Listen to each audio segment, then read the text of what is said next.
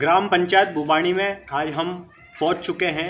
ग्राम विकास महा एपिसोड के तहत हमारे साथ में मौजूद है कैलाश जी मेघवाल, जो यहाँ के जनप्रतिनिधि है ग्राम पंचायत बुबाणी से। सबसे पहले हम इनका परिचय जानेंगे और परिचय के साथ में इस गांव के लिए ये किस तरीके से जनप्रतिनिधि होने के नाते सेवा दे रहे हैं और किस तरीके से ये समस्या को ख़त्म करने का प्रयास करेंगे, ये भी हम जानेंगे। तो सर, थोड़ा आपका परिचय बताइए। हाँ जी, नमस्कार। मैं कैलाश मेघवंशी, ग्राम पंचायत बुबाणी सरपंच प्रतिनिधि। सर, ग्राम पंचायत बुबाणी का अभी वर्तमान सरपंच कौन है आपके परिवार से? जी, वर्तमान सरपंच हमारे माताजी है जसोदा देवी जी, वर्तमान सरपंच वही है। कितना समय हो चुका सर आपके कार्यकाल को? देखिए सर, कार्यकाल को 2.5 साल हो गए। 15 मार्च 2020 को हमारा वो चुनाव हुआ, उसके बाद से 2.5 साल हो गए जी। तो इस बीच में 2 साल के ये कोरोना काल में कोई काम हो नहीं पाए जी। काफ़ी लोगों की समस्याएं हैं जो मैं पूरा नहीं कर पाया, क्योंकि उस वजह से कोई फंड भी नहीं आया जी। न विकास में ऐसे बहुत बाधाएं आई, तो जी। विकास हो नहीं पाया जी। अब जो समय मिला है वो पूरा विकास के ऊपर ही लगाएंगे जी।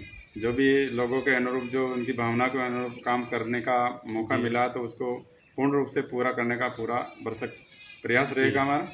जिस तरीके से हमने ग्रामीणों से पूछताछ करी कि ग्राम पंचायत, जो आपकी ग्राम पंचायत पड़ती है बुबाणी, इस बुबाणी के लिए आप हमेशा स्टार्टिंग से लेकर अब तक सेवाभावी रहे। हमने ग्राम पंचायत में अभी पड़ताल की है, तो आप लोगों के जो थिंक थे वो आपके फेवर में पॉजिटिव थे।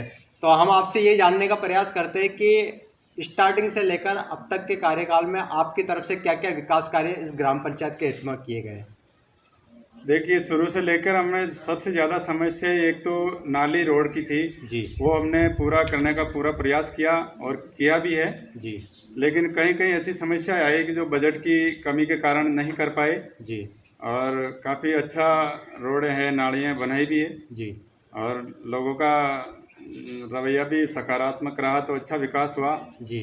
फंड की वजह से थोड़ा समस्या आई और काफ़ी ऐसे कार्य थे जो सरकार की मंशा के अनुरूप हो नहीं पाए। जी। वो कुछ भी समझिए या उन्होंने मौका नहीं दिया। ऐसे कैंप में भी काफ़ी हमने भरसक प्रयास किया, जी। उसके अनुरूप जगह अलॉट नहीं हो पाई। काफ़ी हमारे ऐसे सुझाव थे, प्रपोजल बना के भी दिए, लेकिन आज तक वो पूरा नहीं हो पाए। एक मुख्य समस्या खाद्य सुरक्षा की भी है कि लोगों के नाम नहीं जोड़े गए अब तक। इसका मुख्य कारण क्या है और आप योजना घर घर पहुंचाने के लिए किस तरीके से प्रयासरत है?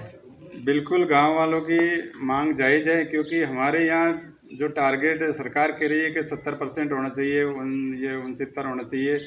बाकी जो 30% लोग हैं वो वंचित है, लेकिन उसमें भी टारगेट पूरा है। जनसंख्या बढ़ गई है तो ये उनका भी मांग जायज़ है, वो उनको मिलना चाहिए।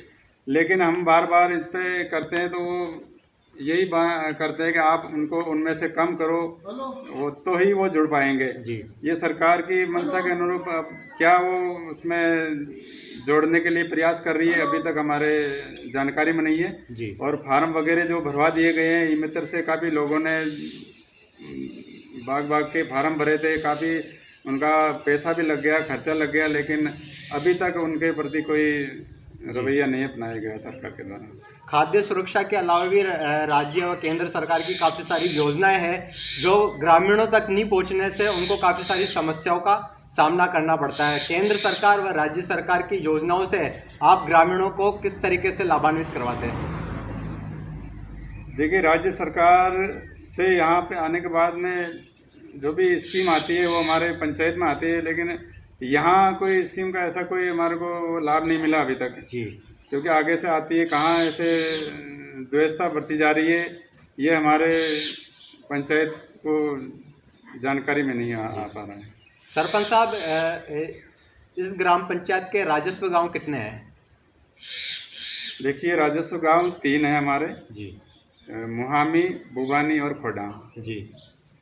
आगे आपने क्या रणनीति और क्या योजनाएं बना रखी है इस ग्राम पंचायत के हित में? आने वाले समय में आप किस तरीके से इस गांव का विकास कार्य करवाना चाहेंगे?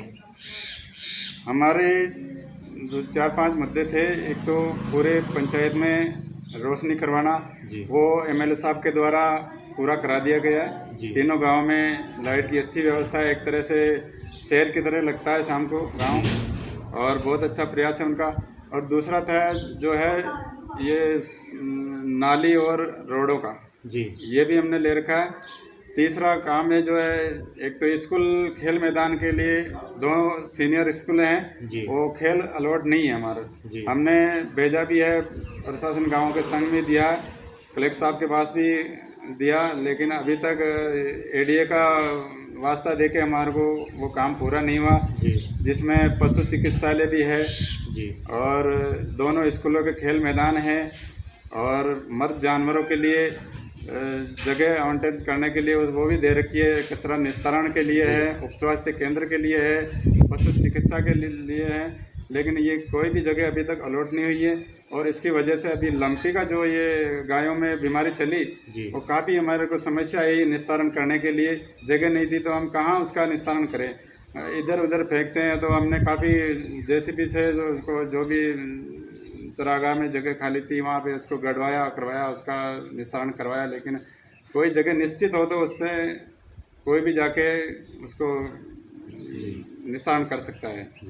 किसानों के विषय में क्या कहना चाहेंगे आप? किसानों को भी सरकार की योजनाओं से वो लाभान्वित नहीं हो पाते हैं, आप किस तरीके से उनके लिए प्रयास करते हैं?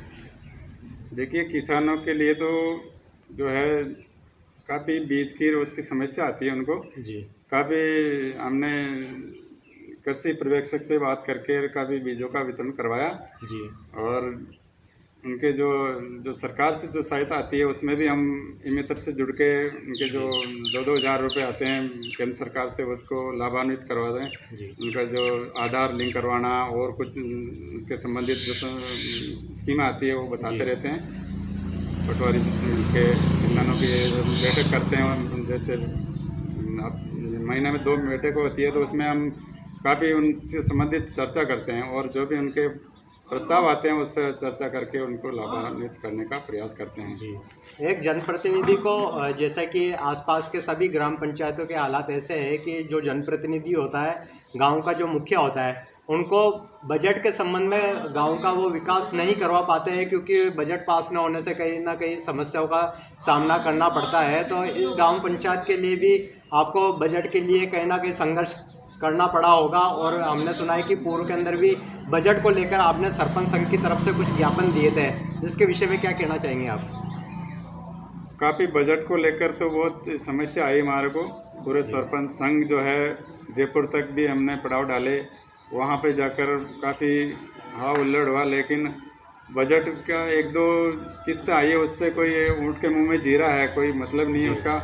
और लोगों का हम जो हमारी आशा के अनुरूप जो काम है वो हो नहीं पा रहे हैं। हम चाहते हैं काम करना, लेकिन बजट के बिना हम बिल्कुल आगे बढ़ नहीं पाते हैं। तो काफ़ी सरकार में अभी काफ़ी समस्या आई, जो बजट नहीं है, क्योंकि बजट के बिना कोई काम होता नहीं है। जी।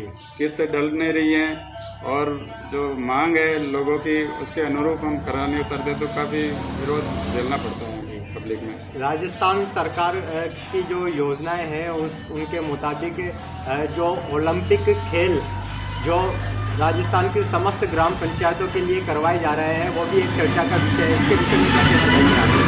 देखिए, ओलंपिक खेल बहुत अच्छी शुरुआत थी, लेकिन उसके अनुरूप बजट 6,000 रुपये मात्र, कोई मेरे तो समझ में नहीं आया, क्योंकि बिना पैसे कोई काम ही नहीं होता। पानी के लिए भी वो पैसा पूरा नहीं था, वो टेंट लगाने के पैसे नहीं थे, फिर भी हमने जन सहयोग से बहुत अच्छा कराया जी। और अपने स्तर पे इतने अच्छे मैनेजमेंट किया कि लोगों ने बढ़ चढ़ के भाग लिए, और युवा पीढ़ी जो है इसको बहुत ही अच्छा मानती है।